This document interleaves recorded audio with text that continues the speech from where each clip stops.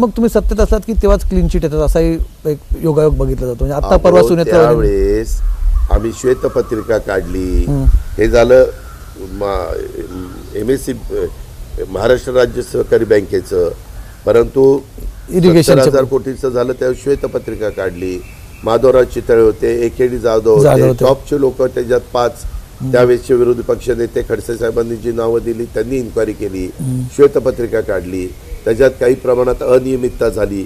अनियमितता काय झाली, प्रोजेक्ट एखादा घेतलाय 1 लाख हेक्टरचं क्षेत्र ओलिताखाली येणार आहे, त्याच्यामध्ये उद्याच्याला 0.01% आले लोकप्रतिनिधी म्हणून माझा हा भाग राहिलेला आहे, मला उपसा सिंचन योजना करून द्या आणि तो माझा शेतकऱ्यांचा भाग ओलिताखाली आणा.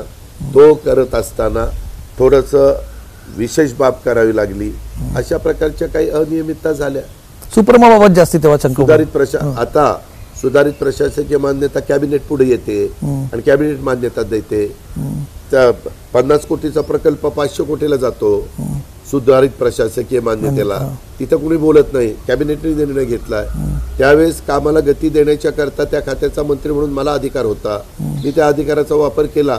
तर बघा अजित पवारांनी 70 कोटीचं काम 700 कोटीला नेलं. अरे आम्ही काय नेलं, त्याच्यामध्ये अधिकारी असतात ते तपासतात, आमच्या पुढे अंतिम सहीच्या करता येतं.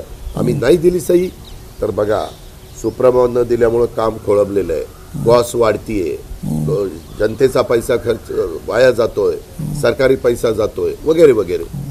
पण तेव्हा तुमच्या सत्तेतल्या मित्रपक्षांचे तेव्हा मुख्यमंत्री होते, त्यांनीच त्याच्याबद्दल सगळ्यात पहिले शंका उपस्थित केली. मला आठवत आहे की राज्यातला इरिगेशनचा व्हाईट पेपर काढण्यात की इरिगेशन फक्त 0.01% झालंय हे म्हणणारे तुमचे सहकारी पक्ष होते, तुमचे मुख्यमंत्री होते पृथ्वीराज चव्हाण. त्याच्यानंतर अशा प्रकारचं माहिती पुस्तिका दरवर्षी निघते. त्याच्यात आता जलसंपदा खातं आणि त्याच्यामध्ये किती इरिगेशन झालं हे दाखवलं जातं.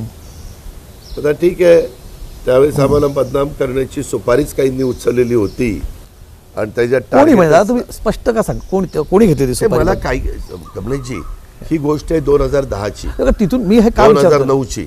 आपण 2024 मध्ये या गोष्टीला झालीत 15 वर्ष. पण ती आमच्या ग्रामीण भागामध्ये म्हणतात उकिरडा किती उकरत बसलं तर त्याच्यातनं घाणच निघणार, त्यापेक्षा झालं गेलं गंगेला मिळालं. आम्ही त्याच्यामध्ये कुठेही काही केलेलं नाही. आज ना उद्या त्याचाही निकाल येईल.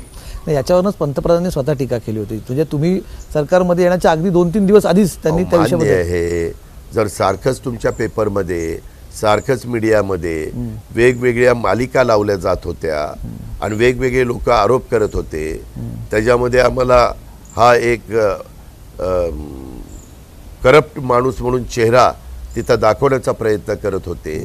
तर ते कानावर गेल्यानंतर उद्याच्याला निवडणुकीच्या निमित्तानं वेगवेगळ्या प्रचाराच्या निमित्तानं अशा पद्धतीचे आरोप अनेकांच्यावर झालेले आहेत.